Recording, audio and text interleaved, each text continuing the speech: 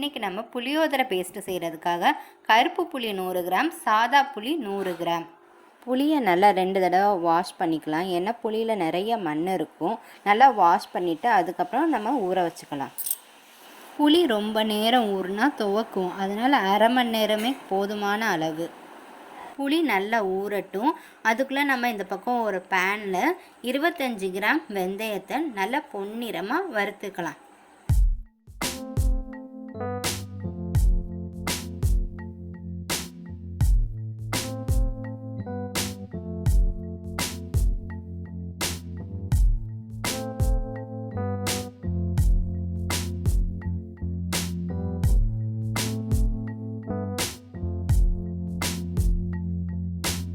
வெந்தயம் நல்லா ஆறுனதுக்கப்புறம் ஒரு மிக்ஸி ஜாரில் சேர்த்து நல்லா நைஸாக பவுடராக அரைச்சிக்கலாம்.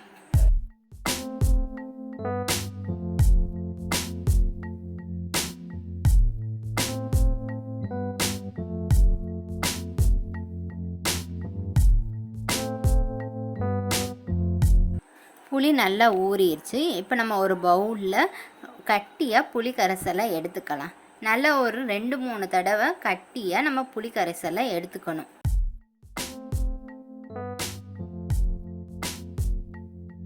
நம்ம எடுத்து வச்ச புளி கரைசலை மண் இல்லாமல் நல்லா வடிகட்டிக்கலாம்.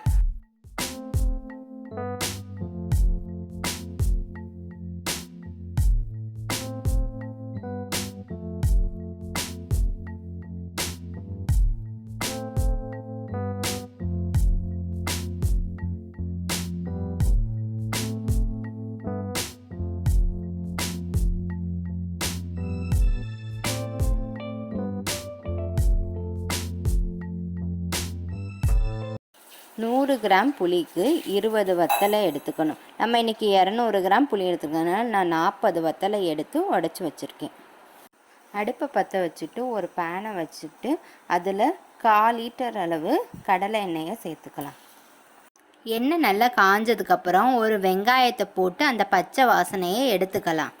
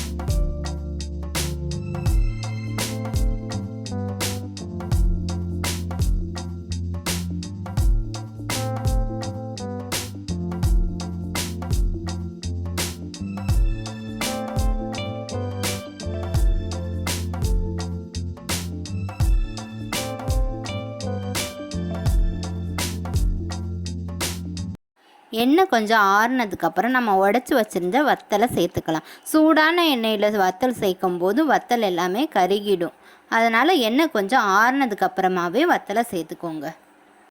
3 டேபிள் ஸ்பூன் வெந்தய பொடி, 4 டேபிள் ஸ்பூன் பீசி பெருங்காயம், ஒரு சின்ன டேபிள் ஸ்பூன் அளவுக்கு மஞ்சத்தூளை சேர்த்துக்கலாம்.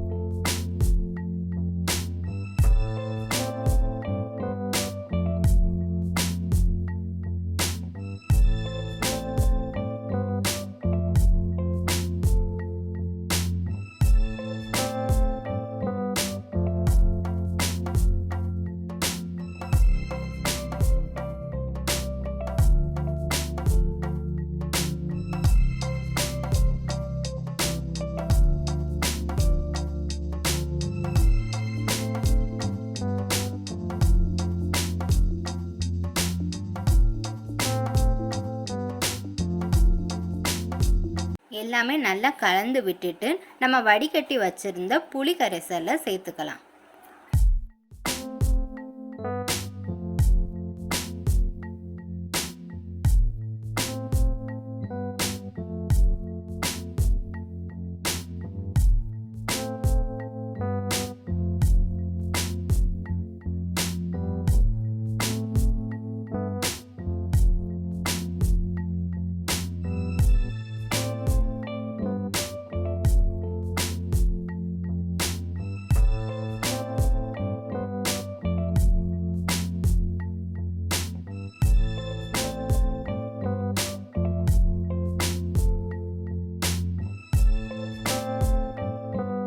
இப்போ நம்ம தேவையான அளவு உப்பு சேர்த்துட்டு நல்லா கலந்து விட்டுக்கலாம்.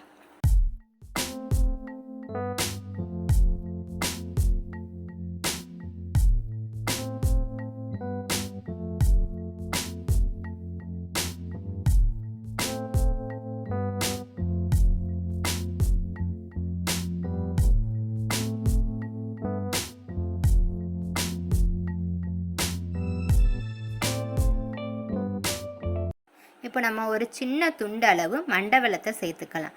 மண்டை வெல்லம் சேர்க்கும்போது புளியோதரை பேஸ்ட்டு இன்னும் நல்லா டேஸ்ட்டு ரொம்ப நல்லா இருக்கும்.